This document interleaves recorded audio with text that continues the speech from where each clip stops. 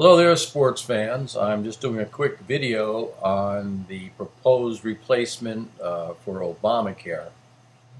And obviously, the biggest issue, in my opinion, is whether or not this will be mandatory or not. If it's mandatory, then what we've done is we've eliminated the whole concept of supply and demand, which means that there's no reason for the insurance companies to cut the cost of the policies.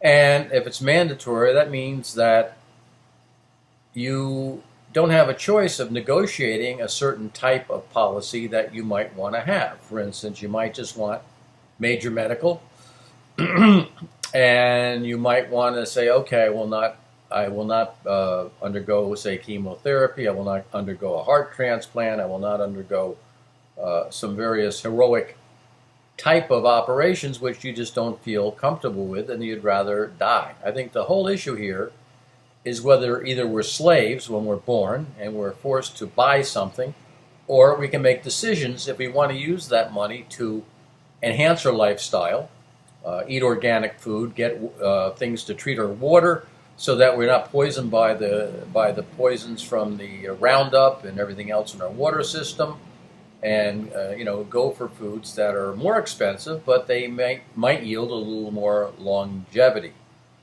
Now, the other thing is, should I or you have to pay for pre-existing conditions from someone who's basically either totally destroyed themselves on their own accord? In other words, do they smoke? Do they drink in excess?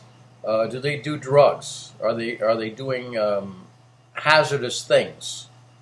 I'm a private pilot, so if I bust my ass flying a plane, should you have to pay a higher premium so that I can continue to fly or whatever and put myself, or skydive and put myself at risk and get myself in a situation where, or scuba dive, are these things that if I screw up, should you have to pay for me? But the biggest thing over here, no one wants to talk about, is the mandatory nature of this thing. And when this went through as far as being a slave, fortunately, I'm 68 years old. I'm on Medicare, but ultimately, I really have very strong feelings that either we're slaves or we're free people. And as a free person, I'd rather die a few years early as a free person than be a slave to something that we're being forced to purchase. It's kind of ironic when you think about it that the first black president made us all slaves. It's kind of ironic. But anyhow, Mr. Trump, I really want someone, and Mr. Congressman Marino and Senator Toomey and Casey, what's the deal with this replacement of Obamacare? Will it be mandatory or will it be optional? And if that's the case, then I suggest what you do is you fire all the freaking IRS agents that you're putting on to police this situation. There's a savings of, what, 20, 50,000 people right there.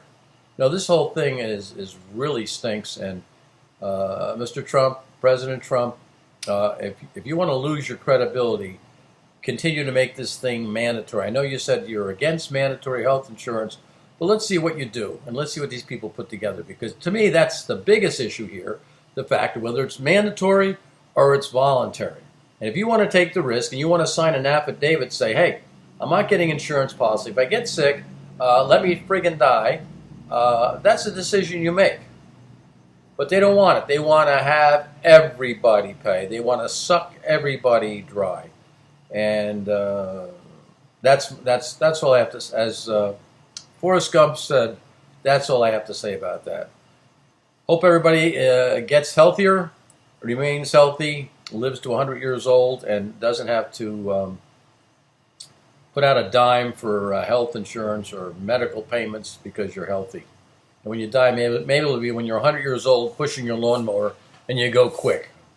It's the only way to go. Bye-bye.